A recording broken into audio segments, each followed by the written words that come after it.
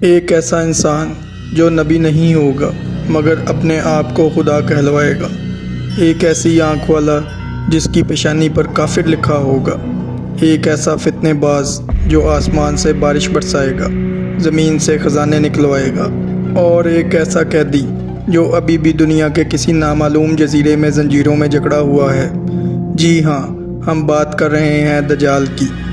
یہ کون ہے، کہاں سے آیا، کس نے قید کیا اور وہ کب دنیا میں ظاہر ہوگا؟ آج ہم جانیں گے دجال کی مکمل کہانی، شروعات سے انجام تک۔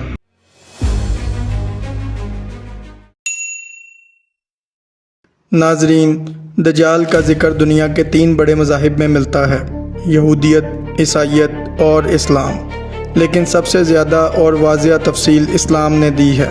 رسول اللہ صلی اللہ علیہ وآلہ وسلم نے فرمایا، دجال کے فتنے سے ہر نبی نے اپنی قوم کو خبردار کیا ہے۔ اسلام میں اس کا مکمل لقب ہے المسیح الدجال، یعنی جھوٹا مسیح۔ دجال کوئی دیو یا جن نہیں بلکہ انسان ہوگا، مگر وہ عام انسانوں سے بہت مختلف ہوگا۔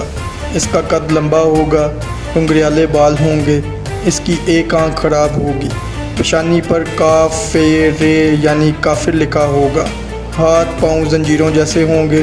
وہ جھوٹا معجزہ دکھائے گا اور لوگوں کو ایمان سے ہٹا کر اپنے رب ہونے کا دعویٰ کرے گا۔ صحیح مسلم کی مشہور روایت ہے جسے حضرت تمیم داری رضی اللہ تعالیٰ عنہ نے بیان کیا۔ حضرت تمیم داری رضی اللہ تعالیٰ نصرانی عیسائی تھے جو بعد میں مسلمان ہو گئے۔ وہ ایک جہاز پر سفر کر رہے تھے، طوفان آیا اور وہ لوگ کئی دن سمندر میں بھٹکتے رہے۔ آخر کار ایک جزیرے پر پہنچے۔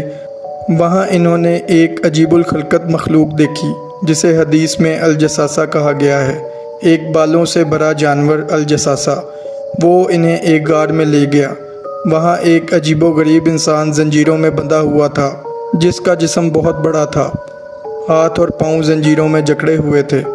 وہ شخص ان سے سوال کرتا ہے کہ بحر تبریہ کا پانی کم ہوا یا نہیں، نبی آخر الزمان کا ظہور ہوا یا نہیں، اور کیا کھجوروں کے باغ ابھی بھی سرسبز ہیں؟ تو جب اسے معلوم ہوا کہ نبی محمد صلی اللہ علیہ وآلہ وسلم ظاہر ہو چکے ہیں تو اس نے کہا، میں دجال ہوں۔ جب مجھے اجازت ملے گی تو میں زمین پر ہر شہر اور بستی میں جاؤں گا سوائے مکہ اور مدینہ کے، کیونکہ وہاں فرشتے میری راہ روکیں گے۔ رسول اللہ صلی اللہ علیہ وآلہ وسلم نے خود اس واقعے کی تصدیق فرمائی۔ وہ جزیرہ کہاں ہے؟ اس جزیرے کی شناخت ایک معمہ ہے۔ کچھ لوگ اسے بحر روم کے درمیان یا یونان کے قریب کسی جزیرے یا برمودا ٹرائی اینگل سے بھی جوڑتے ہیں، مگر حقیقت یہ ہے کہ جزیرے کی صحیح جگہ صرف اللہ ہی کو معلوم ہے۔ دوستو، یہ سوال بہت سے لوگوں کے ذہن میں آتا ہے کہ دجال کو کس نے قید کیا، اور یہ بات احادیث میں صاف نہیں کہ کس نے دجال کو قید کیا، مگر چند نظریات اور مفاہیم موجود ہیں۔ کچھ علماء کے مطابق 3 ممکنہ نظریات ہیں۔ نمبر 1، اللہ تعالیٰ نے خود اسے قید کیا۔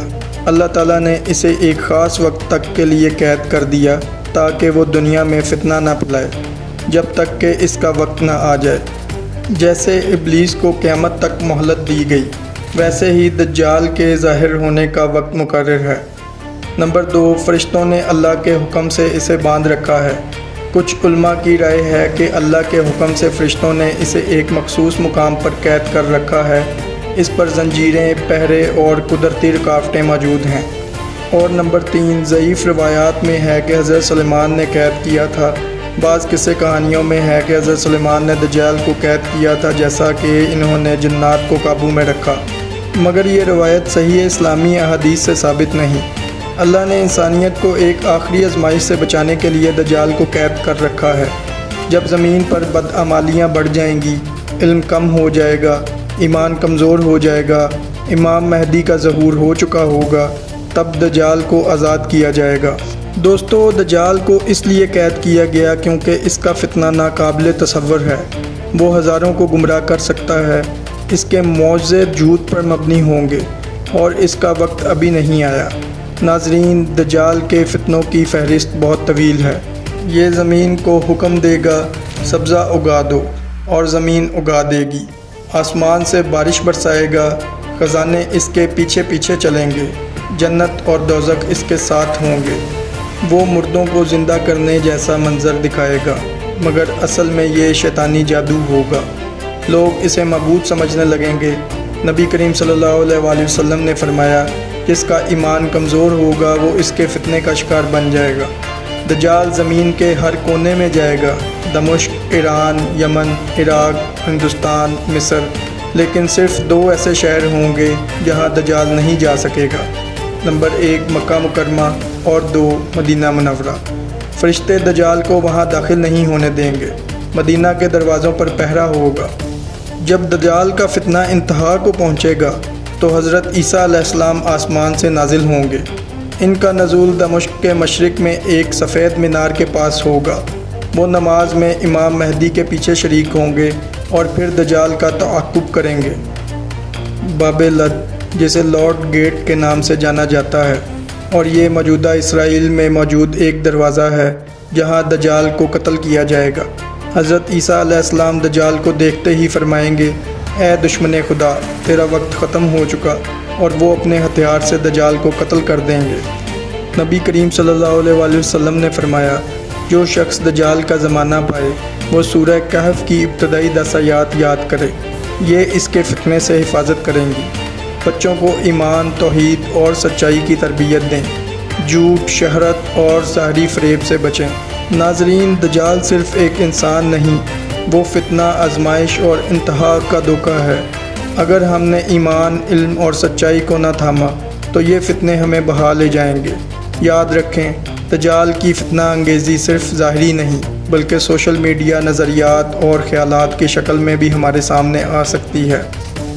اس ویڈیو کو دوسروں تک لازمی پہنچائیں، اور ایسی مزید ویڈیوز دیکھنے کے لیے ہمارا چینل انفو ٹیل سبسکرائب کرنا مت بھولیں۔